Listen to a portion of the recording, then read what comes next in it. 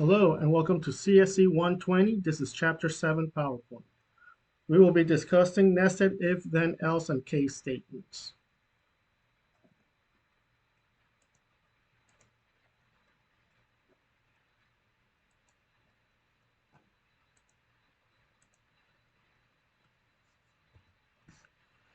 Our objectives are going to be nested if, then, else statements and case statements. Nested if, then, else statements, they have multiple alternative selection structures, a situation in which one choice depends on another. If-then structure followed by another if-then structure. That's why they are nested. That means they're inside of another. So let's go over problem 7.1. Read three numbers and print the largest among them. So we're going to enter the first, second, and third number, and we get those numbers. And then if n1 is greater than n2, that means if the first number is greater than the second number, then we check to see if the first number is greater than the third number. If it's true, then n1, the first number, is the largest number. Else, the third number is the largest number. Then if this is not true, if n1 is not greater than n2, then we say, well, check to see if n2 is greater than n3. If that's true, then n2 is the largest number. Else, if it's not, then number 3 is the largest number. So as you could see, the nested if-then, so you have the if-then out here, and then you have another nested if-then in here, outside of that original if-then statement. And this is how the flow chart would look. So you would have multiple diamonds, as you could see here. So you'll have a diamond here, and then it's going to check to see if it's true or false. And then you'll have another diamond inside of that true or false to see if this additional numbers are true or false, if they're greater than or not.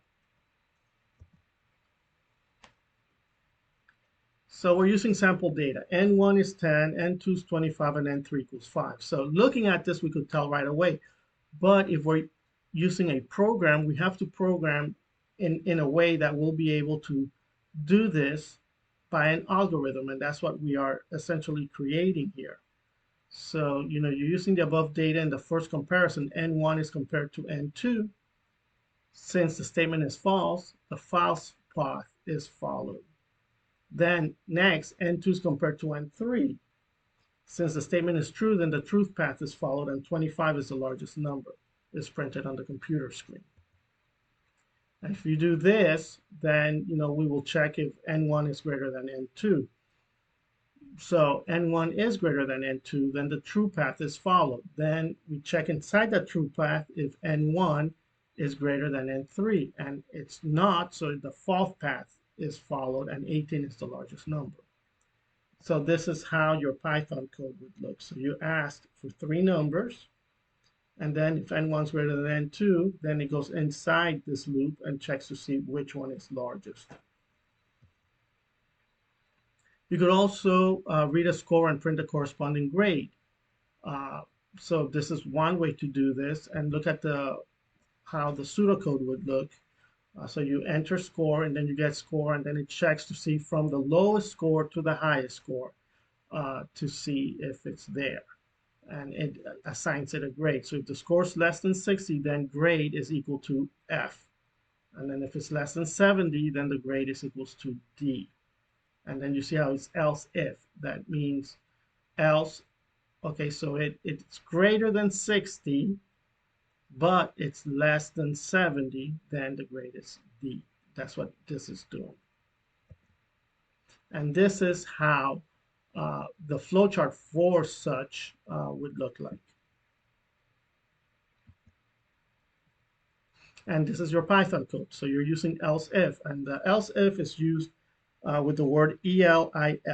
And what that's stating is, okay, so the grade is 70, so it's greater than 60. So since the score is less than 70, but it's greater than 60, then the grade is D. And this is what gets assigned. This additional else ifs will not get assigned. So that's how enter score 75 grade C comes out if you enter a score of 75. So a case statement is useful for situations in which you have multiple choices and therefore will require multiple else if statements. So instead of using all these else if statements, you're going to use a case.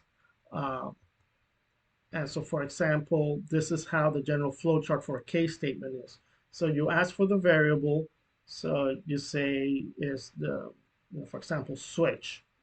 Which one is it? 1, 2, 3, or 4? So if switch equals 2, then you run statement 2. If switch equals 1, you run statement 1.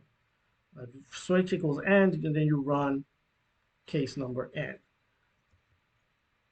And this is a pseudocode of how it would look. So for example, grade. So you get grade. So if you get an A, then you would actually just print the A as you show there. And this is how your flowchart would look for getting a grade if you did use a flowchart. I mean, if you use a case statement. Get two numbers and a code of the operation to be performed on those two numbers. Use the following table for valid OP codes and their meanings. So A is addition, S is subtraction, M is multiplication, D is division, and percentage is mod, remainder. Perform the operations and print the answers. Create the pseudo code, the flowchart, and the Python code for the problem. So you would create something like this. So you enter the first number, enter the second number, and enter operation. So then you get the operation. And for the case statement, so if it's an A, so that means for addition, the answer would be n1 plus n2, and then you print the answer and you break. So when you break is you actually get out of the sequence. So that means that you know the case is finished. And you do that and so on for every single one of those cases. And this is how it would look. So, you know, for operation, is it A, S, M, D, or percentage sign? So as long as one is done, then you would get your answer, and then you would print the answer.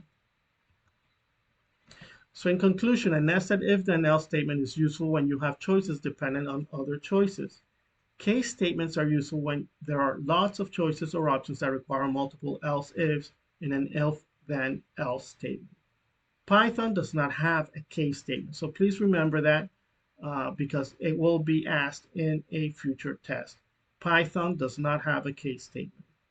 With that said, have a great day. This is CSE 120. If you need to get in touch with me, remember you could call me at 318-453-8082. You could send me a text message, or you could email me at keyvan.shardar@lsus.edu.